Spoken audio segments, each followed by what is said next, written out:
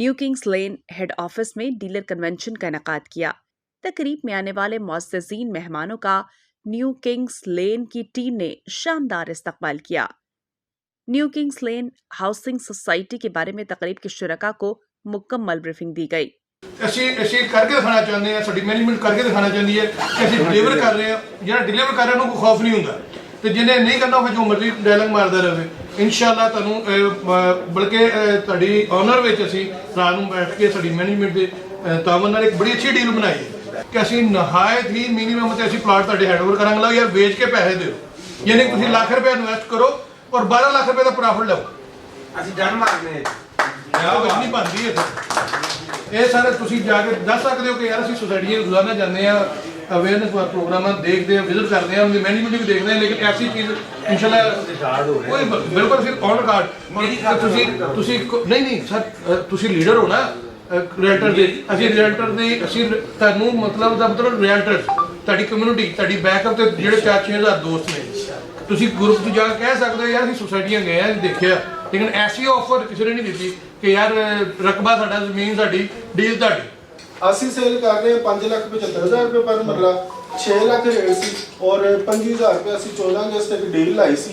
ਉਹ ਸਾਡੇ customer investor ਔਰ ਕੁਝ ਦੋਸਤਾਂ ਨੂੰ ਡੀਲ ਦਿੱਤੀ, ਉਹ ਅਸੀਂ ਵੀ ਉੱਥੇ ਹੀ ਪੱਕੇ ਹੋ ਗਏ। 5,75,000 ਦੇ ਹਿਸਾਬ ਨਾਲ ਅਸੀਂ ਸਰ ਸੇਲ ਕਰ ਰਹੇ ਹਾਂ। ਸਾਡੀ ਸਰਾਊਂਡਿੰਗ 'ਚ ਕਿਤੇ ਵੀ ਇਹ ਰੇਟ ਨਹੀਂ ਹੈ। ਚਹਾਰਬਾਗ ਫੇਜ਼ 1 14 ਲੱਖ ਰੁਪਏ ਤੋਂ ਲੈ ਕੇ 17 ਲੱਖ ਰੁਪਏ ਪਰ ਮਰਲਾ, ਸਿਰਫ 10 ਮਰਲਾ ਔਰ 1 ਕਨਾਲ ਦੀ ਕਟਿੰਗ ਹੈ ਸਰ, ਠੀਕ ਹੈ। ਔਰ ਅਗਲੇ 6 ਮਹੀਨੇ ਦੇ ਅੰਦਰ ਉਹਦਾ ਪੋਜੈਸ਼ਨ ਦੇਣ ਜਾ ਰਹੇ ਨੇ। ਸਾਡੇ ਨਾਲ ਉਹਦੀ ਮੇਨ ਬੁਲੇਵਾਰਡ ਕਨੈਕਟ ਹੋ ਗਈ, ਅਸੀਂ ਬਿਲਕੁਲ ਉਹਦੇ ਅੰਦਰ। ਸਾਡੇ ਤੋਂ ਅੱਗੇ ਚਹਾਰਬਾਗ ਫੇਜ਼ 2 CB2 ਦੇ ਪਿੱਛੇ ਅਖਬਾਰ ਤੇ ਐਡ ਵੀ ਆਏ ਸਨ। ਪੂਰੀ ਦੁਨੀਆ ਨੂੰ ਪਤਾ ਹੈ 12 ਲੱਖ ਰੁਪਏ ਪਰ ਮਰਲਾ, 3 ਸਾਲ ਦੀਆਂ ਕਿਸ਼ਤਾਂ, 30% ਡਾਊਨ ਪੇਮੈਂਟ। ਸਾਡੇ ਤੋਂ ਅੱਗੇ ਜਾ ਕੇ ਸਾਡੇ ਗੇਟ ਦੇ ਅਗਲੇ ਪਾਸੇ ਫਸਲਾਂ ਲੱਗੀਆਂ ਹੋਈਆਂ ਨੇ, ਕੁਛ ਉਹਨਾਂ ਨੇ ਆਪਣੀਆਂ ਬੁਰਜੀਆਂ ਲਾ ਦਿੱਤੀਆਂ ਨੇ, ਜਗ੍ਹਾ ਨੂੰ ਨਾਲ ਇੰਡੀਕੇਟ ਕਰੀ ਜਾ ਰਹੇ ਨੇ। ਸਾਡੇ ਤੋਂ ਅੱਗੇ ਜਾ ਕੇ ਇੱਕ ਸਾਈਡ ਤੇ ਚਹਾਰਬਾਗ 1 ਹੈ, ਇੱਕ ਸਾਈਡ ਤੇ ਚਹਾਰਬਾਗ 2 ਹੈ, ਸੈਂਟਰ 'ਚ ਅਸੀਂ ਚਹਾਰਬਾਗ 2 ਜਿਹੜਾ ਹਾਲੇ ਬਿਲਕੁਲ ਠੰਡਾ ਹੈ, 12 ਲੱਖ ਰੁਪਏ ਪਰ ਮਰਲਾ, ਔਰ ਜਿੱਥੇ ਡਿਵੈਲਪਮੈਂਟ ਹੋ ਗਈ ਹੈ 14 ਲੱਖ ਰੁਪਏ ਤੋਂ ਲੈ ਕੇ 17 ਲੱਖ ਰੁਪਏ ਪਰ ਮਰਲਾ। ਅਸੀਂ ਨਾ ਦਰਅਸਲ ਰੀਅਲ ਸਟੇਟ ਲਫ਼ਜ਼ ਸੁਣਿਆ, ਉਹਨੂੰ ਇੰਪਲੀਮੈਂਟ ਹੁੰਦੇ ਨਹੀਂ ਦੇਖਿਆ ਕਿ ਰੀਅਲ ਦਾ ਮਤਲਬ ਕੀ ਹੁੰਦਾ ਹੈ। ਰੀਅਲ ਫਿਜ਼ੀਕਲ ਜਿੱਥੇ ਬੰਦਾ ਜਾ ਸਕੇ, ਜਿਹਨੂੰ ਦੇਖ ਸਕੇ, ਰੀਅਲ estate। ਤੇ ਜੇ ਇਹ ਰੀਅਲ estate ਨਾ ਹੁੰਦਾ ਤੇ ਇਹਦਾ ਨਾਮ ਤੇ ਫਿਰ ਕੁਝ ਹੋਰ ਹੋਣਾ ਚਾਹੀਦਾ ਸੀ।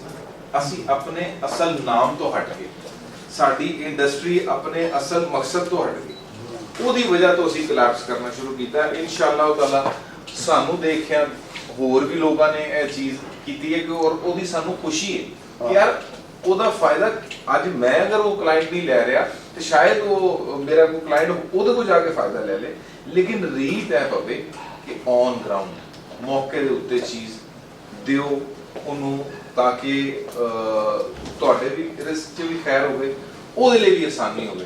3 ਸਾਲ ਬਾਅਦ ਵੀ ਉਹ ਵਿਚਾਰਾ ਜਿਹੜਾ ਫਾਈਲ ਦਾ ਕਵਰ ਲੈ ਕੇ ਕਦੀ ਇਸ ਕਮਰੇ ਜਾ ਰਿਹਾ ਕਦੀ ਉਸ ਕਮਰੇ ਜਾ ਰਿਹਾ, ਉਹਦੇ 'ਚ ਵੀ ਉਹ ਕਬਾਹਤਾਂ, ਉਸ ਚੀਜ਼ ਨੂੰ ਓਵਰਕਮ ਕਰਨ ਲਈ ਜਨਰਲ ਸਾਹਿਬ ਦਾ ਵਿਜ਼ਨ ਹੈ। ਨਈਮ ਸਾਹਿਬ ਦੇ ਨਾਲ ਤੇ ਬੜੀ ਅੱਛੀ ਮੁਲਾਕਾਤ ਹੈ।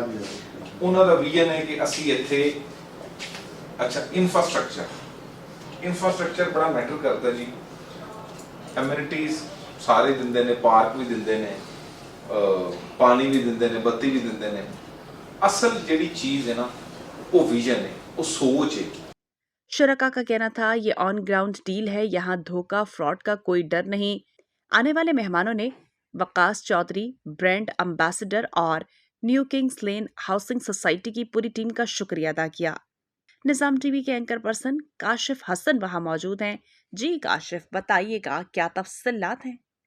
जी, मियाँ नईम वट्टू मेरे साथ मौजूद हैं, उनसे जानेंगे कि आज का जो डीलर कन्वेंशन था न्यू किंग्स लैन हाउसिंग सोसाइटी का, आपको कैसा लगा और क्या कहना चाहेंगे? जी बिस्मिल्लाहिर्रहमानिर्रहीम। किंग्स लाइन का बहुत शुक्रिया, उन्होंने हमें जॉर्ज टाउन से बुलाया और बहुत इज़्ज़त दी। इंशाल्लाह ताला इनके साथ काम करेंगे और इवेंट भी बहुत अच्छा रहा। हम इनका बहुत शुक्रिया अदा करते हैं कि उन्होंने हमें बुलाया, हमें इज़्ज़त दी।